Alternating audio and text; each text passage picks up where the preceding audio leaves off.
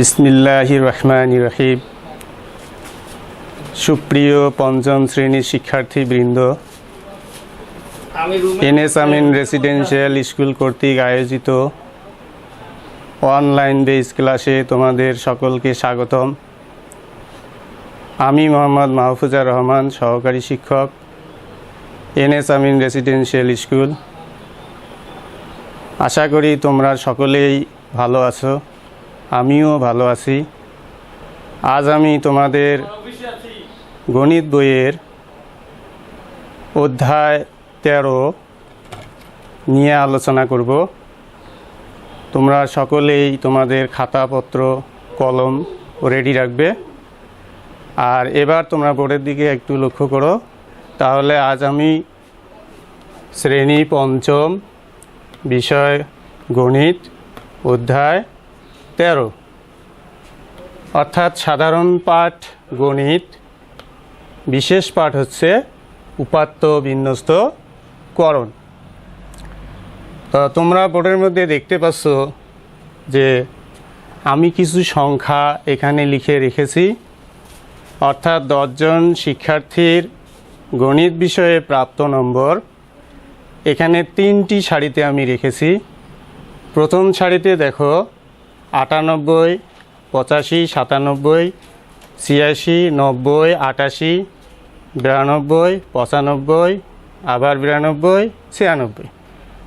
এগুলো কোনো সাজানো নেই, অর্থাৎ এলোমেলোভাবে আছে। এগুলো কিভাবে আছে? এলোমেলোভাবে আছে। এলোমেলো কিংবা অগোছালো। অগোছালো। এরপরে দেখো 85, 86, 88, 90, 92, 93, 95, 96, 97, 98। আমরা এখানে দেখতে পাচ্ছি সংখ্যাগুলো ছোট থেকে বড় ক্রমে সাজানো আছে, অর্থাৎ ছোট থেকে বড় ক্রমে, ছোট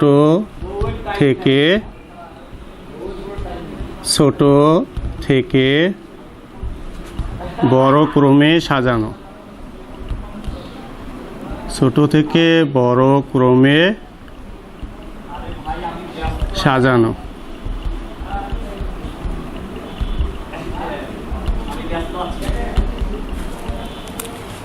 এরপর লক্ষ্য করো 98, 97, 96, 95, 92, আবার 92, 90, 88, 86, 85। এখানে আমরা দেখতে পাচ্ছি সংখ্যাগুলো বড় থেকে ছোট ক্রমে সাজানো। কিভাবে সাজানো? বড় থেকে ছোট ক্রমে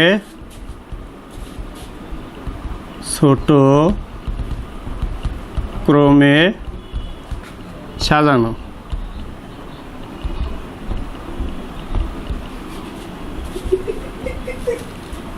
শিক্ষার্থী বন্ধু, তোমরা বোর্ডের মধ্যে এতক্ষণ দেখলে যে সংখ্যাগুলো কিভাবে সাজানো হয়েছে। প্রথমে আছে এলোমেলো, তারপরে আছে ছোট থেকে বড়, এরপরে আছে বড় থেকে ছোট ক্রমে সাজানো। প্রশ্ন হচ্ছে আমি কেন এই সংখ্যাগুলো এভাবে লিখলাম? এটা তোমাদের মনেও এরকম প্রশ্ন হতে পারে। তা এবার আসো আমি তোমাদের এইগুলো একটু পরিষ্কার করে বুঝিয়ে দিচ্ছি। এখন দেখো, আমরা যে বিষয় নিয়ে আলোচনা করছি সে বিষয়টার হচ্ছে যে উপাত্ত বিন্যস্ত করণ। তা উপাত্ত সম্পর্কে আমাদের জানতে হবে যে উপাত্ত কি, উপাত্ত কত প্রকার ও কী কী, এগুলো আমাদের আগেই জানতে হবে। তো জানার আগে না জানলে যেটা হয় না, সেই জন্য আমি সংখ্যাগুলো তোমাদের এখানে দেখালাম। এখন আসো উপাত্ত কি, এটা আমাদের জানতে হবে। উপাত্ত অর্থ কি জানতে হবে। প্রথম প্রশ্ন, লক্ষ্য করো, এক, উপাত্ত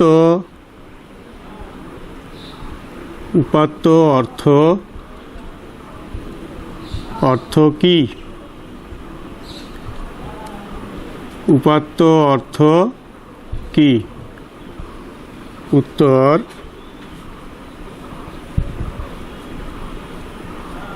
উপাত্ত অর্থ উপাত্ত অর্থ তথ্য। কি পেলাম? উপাত্ত অর্থ তথ্য।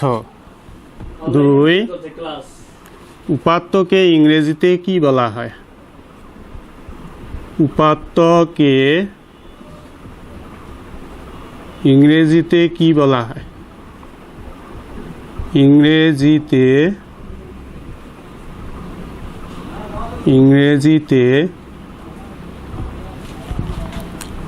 কি বলা হয়?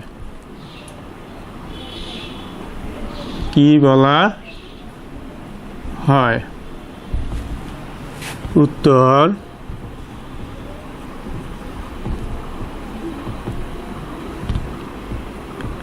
ডেটা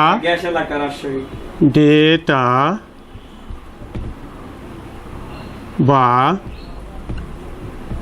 ডেটাম বলা হয়। ডেটা বা ডেটাম বলা হয়। পরের প্রশ্ন, উপাত্ত কাকে বলে? উপাত্ত কাকে বলে? উত্তর,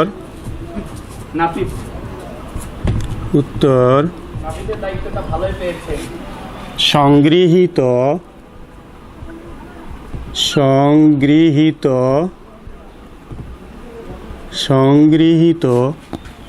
তথ্যসমূহকে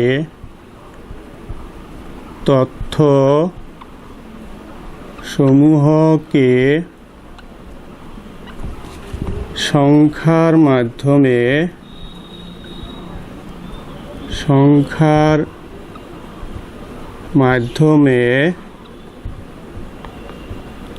প্রকাশ করাকে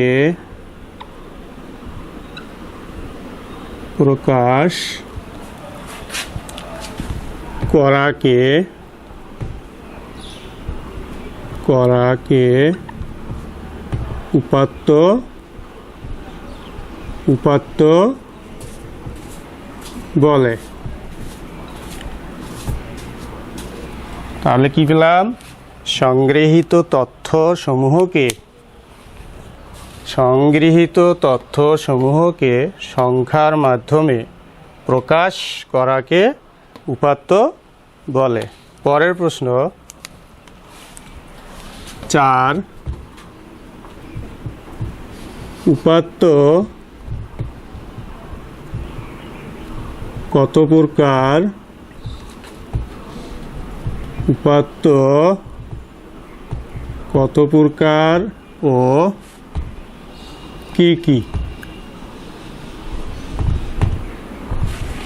উত্তর, উপাত্ত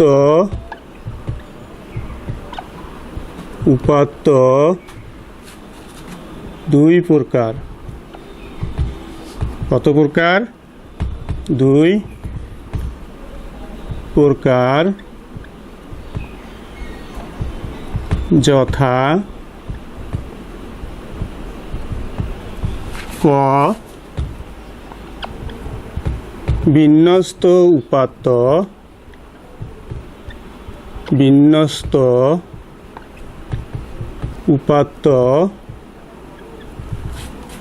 ও খ, অবিন্যস্ত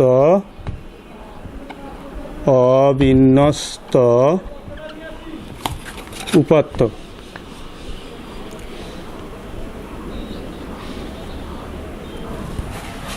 শিক্ষার্থী বন্ধুরা, তাহলে আমরা উপাত্ত কত প্রকার পেলাম? উপাত্ত দুই প্রকার, একটা হচ্ছে বিন্যস্ত উপাত্ত আর একটা হচ্ছে অবিন্যস্ত উপাত্ত। এখন শিক্ষার্থী বন্ধুরা, তোমরা আবার বোর্ডের দিকে লক্ষ্য করো, কেন আমি আগে তোমাদের এই সংখ্যাগুলো তিনভাবে সাজিয়ে রেখেছিলাম।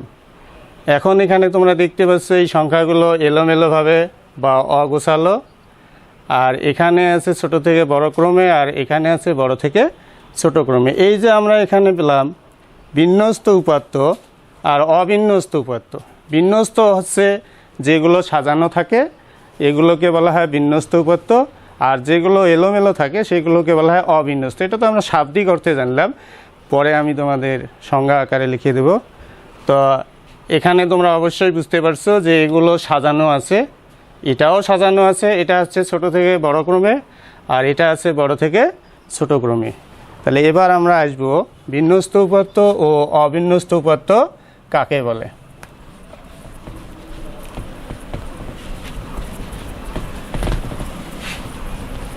একটু ওয়েট করি। এবার প্রশ্ন হচ্ছে 5, বিন্যস্ত ও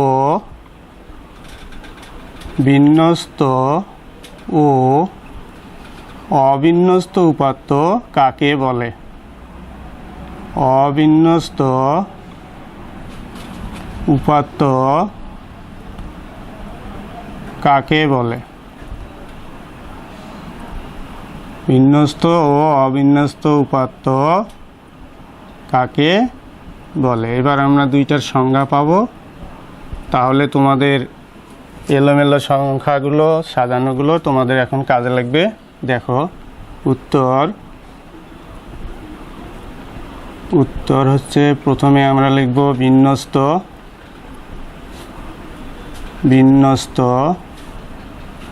উপাত্ত। বিন্যস্ত উপাত্ত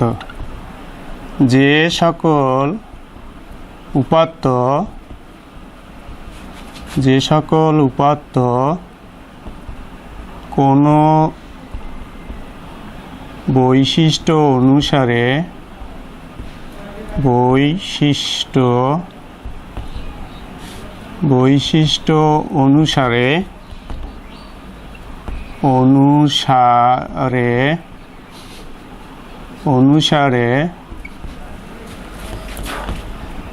বিভিন্ন শ্রেণীতে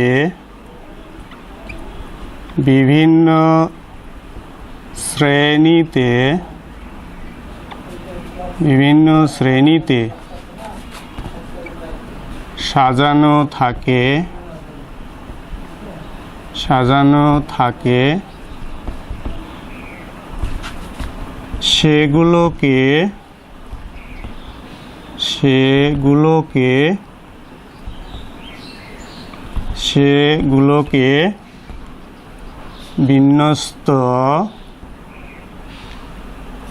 বিন্যস্ত উপাত্ত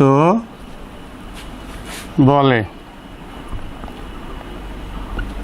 তাহলে কি পেলাম আমরা? যে সকল উপাত্ত আমরা ছেড়ে গিয়েছি, যে সকল উপাত্ত কোনো বৈশিষ্ট্য অনুসারে বিভিন্ন শ্রেণীতে সাজানো থাকে সেগুলোকে বিন্যস্ত উপাত্ত বলে। এরপর একটু অপেক্ষা করো বোর্ডটা মুছানো পর্যন্ত। তাহলে এবার আমরা লিখব অবিন্যস্ত উপাত্ত। অবিন্যস্ত উপাত্ত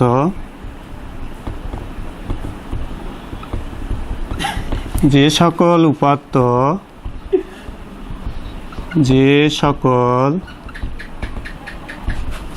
উপাত্ত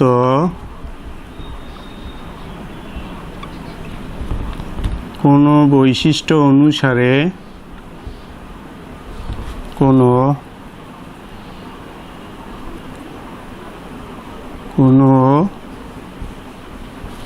বৈশিষ্ট্য অনুসারে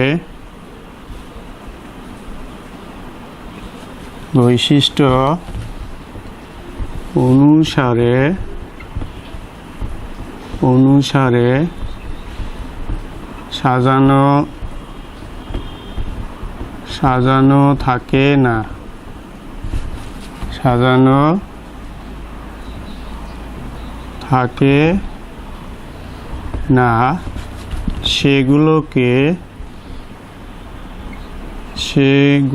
সেগুলোকে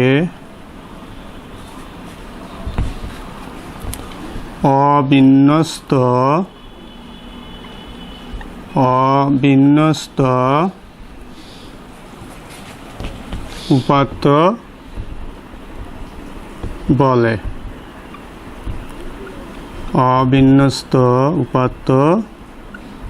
বলে। তাহলে আমরা কি পেলাম? অবিন্যস্ত উপাত্ত যে সকল উপাত্ত কোনো বৈশিষ্ট্য অনুসারে সাজানো থাকে না সেগুলোকে অবিন্যস্ত উপাত্ত বলে। এরপরে আসো, আমাদের এবার প্রশ্ন হচ্ছে শ্রেণী ব্যবধান কি অথবা শ্রেণী ব্যাপ্তি কি, এটা আমাদের জানা দরকার। কারণ সারণী নিয়ে আলোচনা করলে যেগুলো লাগবে আমাদের আগে সেগুলো জেনে নিতে হবে। এবার আসবো আমরা 6 নম্বর প্রশ্ন।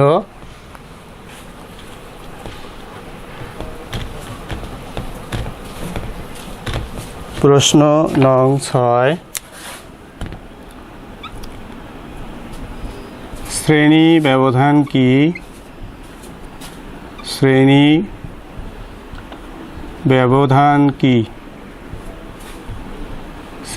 ব্যবধান কি অথবা শ্রেণী ব্যাপ্তি কি, একই কথা। উত্তর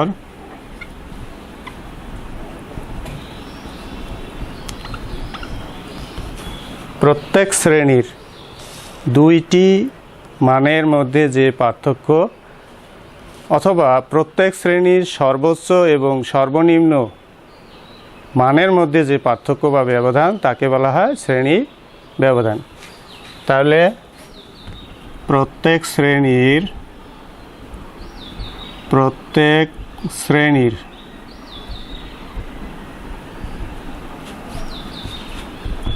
সর্বোচ্চ ও সর্বনিম্ন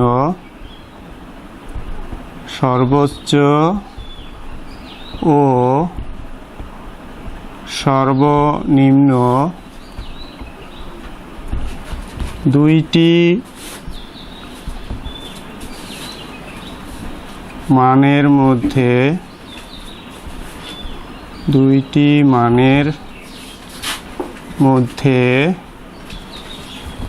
যে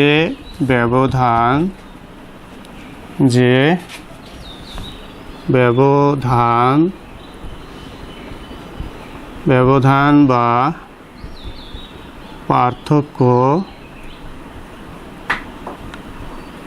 পার্থক্য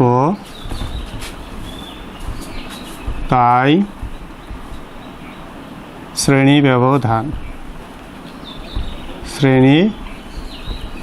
ব্যবধান। তাহলে আমরা কি পেলাম? প্রত্যেক শ্রেণীর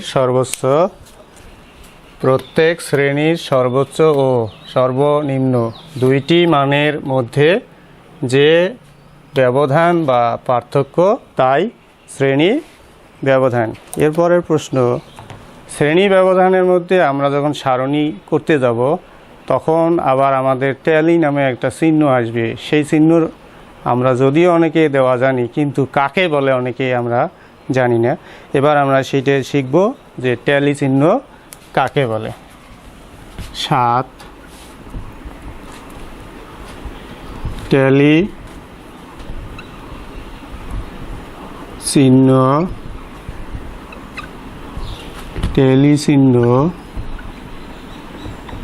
কাকে বলে? অর্থাৎ এই ট্যালি চিহ্ন আবার এখানে গণসংখ্যা বা ঘটন সংখ্যা নামে আরও কিছু শব্দ আছে যেগুলো আমাদের জানা দরকার। ট্যালি চিহ্ন সংখ্যাটা আগে নেই। অর্থাৎ ঘটন সংখ্যা নির্দেশ করতে যে চিহ্ন ব্যবহার করা হয় তাকে ট্যালি চিহ্ন বলে। উত্তর ঘটন সংখ্যা নির্দেশ করতে যে চিহ্ন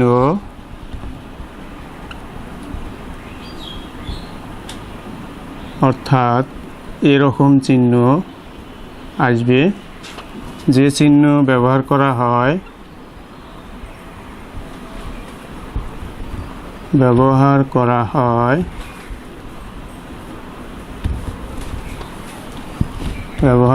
হয় তাকে ট্যালি চিহ্ন বলে।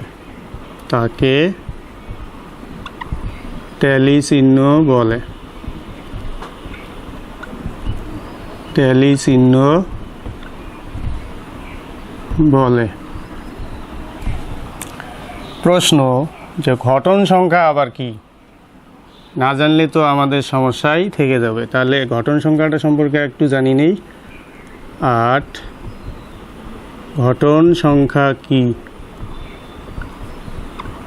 ঘটন সংখ্যা কি? যেহেতু সারণীতে কলাম 3টি ব্যবহার হয়, শেষের কলামে গিয়ে সংখ্যা নির্ণয় করতে হয়। তা এখন আমাদের প্রশ্ন হচ্ছে ঘটন সংখ্যা কি? কোনো একটা শ্রেণীতে যতগুলো মান থাকে সেগুলোকে ঘটন সংখ্যা বলে। উত্তর কোনো একটা শ্রেণীতে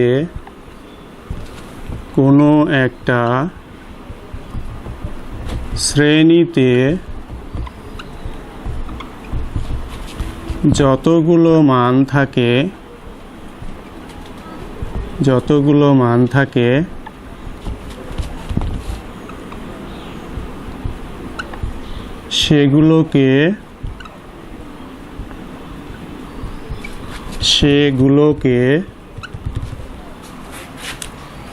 ঘটন সংখ্যা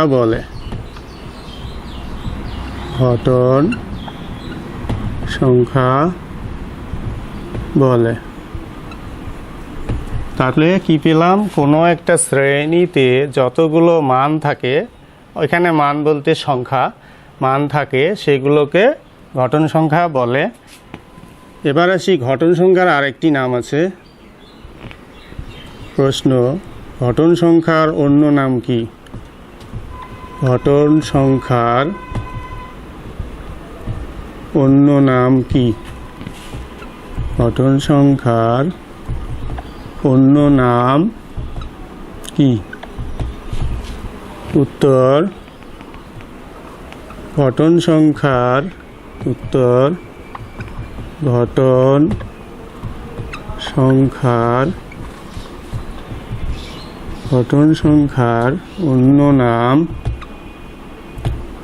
অন্য নাম গণসংখ্যা।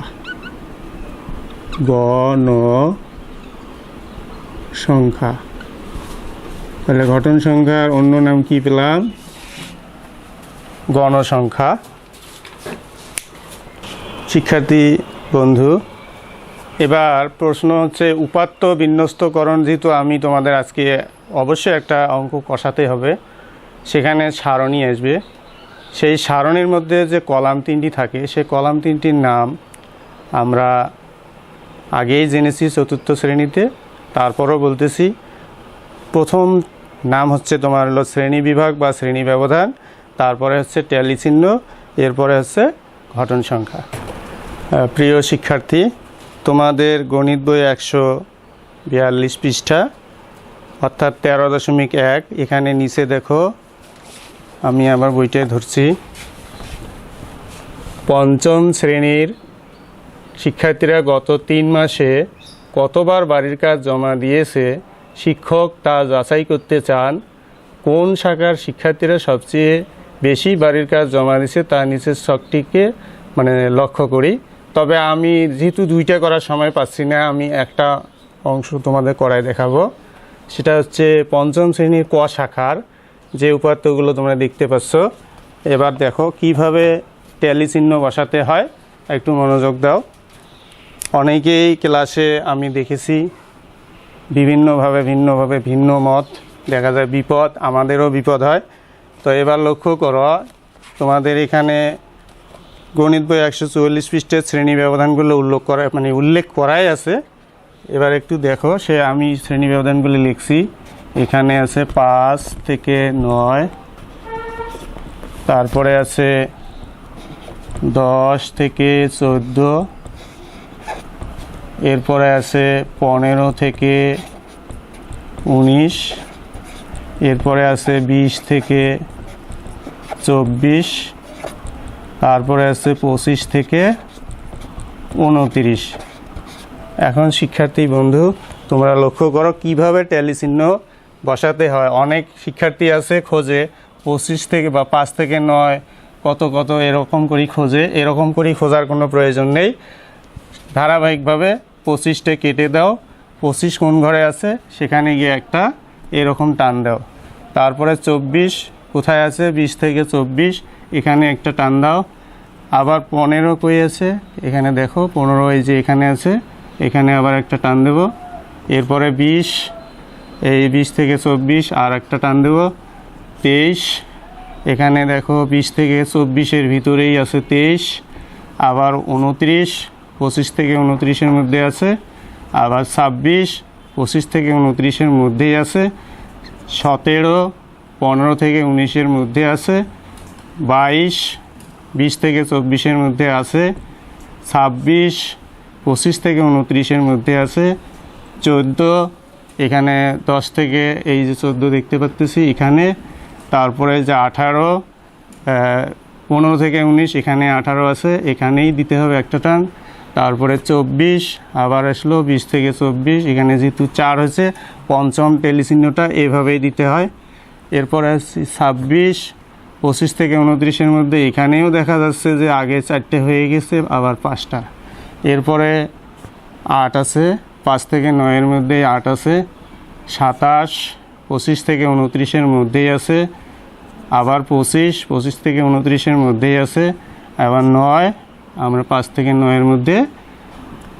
এখন দেখো কত সহজেই হয়ে গেল, ধারাবাহিকভাবে আমরা কাটলাম আর এদিকেও বসালাম। এখন এগুলো হলো ট্যালি চিহ্ন আর ঘটন সংখ্যা। এগুলোকে আবার সংখ্যায় এখানে লিখতে হবে। কয়টা দাগ পেয়েছি, 2টা, এখানে আমরা 2 লিখব। এখানে পেয়েছি একটা টান, তাহলে 1 লিখব। এখানে পেয়েছি 3, তাহলে এখানে আমরা 3 লিখব। এখানে 5 পেয়েছি, এখানে আমাদের 5 লিখতে হবে। আর এখানে পেয়েছি 5 আর 2 7। এগুলো আমাদের আবার যোগ করতে হবে। তাহলে 2 1 3, 3 3 6, 5 6 11, আর 11 আর 7 হচ্ছে 18। এখন তোমার উত্তর সঠিক হলো কিনা সেটা যাচাই করার জন্য এখানে দেখতে পারো যে 2 4 6 8 10 12 13 14 15 16 17 18, অতএব কনফার্ম যে আমার উত্তরটা সঠিক হয়েছে। তা প্রিয় শিক্ষার্থী বন্ধুরা, তোমাদের যে সারণীর অঙ্কটা দেখালাম এই আলোকে এবার একটা আমি তোমাদের বাড়ির কাজ দেব, বাসায় চেষ্টা করবে, ইনশাল্লাহ পেয়ে যাবা। পৃষ্ঠা তোমাদের গণিত বইয়ের আমি লিখে দিচ্ছি,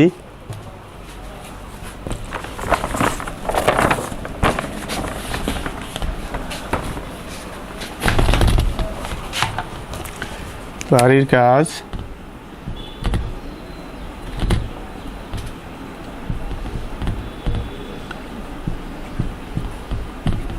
পৃষ্ঠা 150, 1 নং অঙ্ক কষা।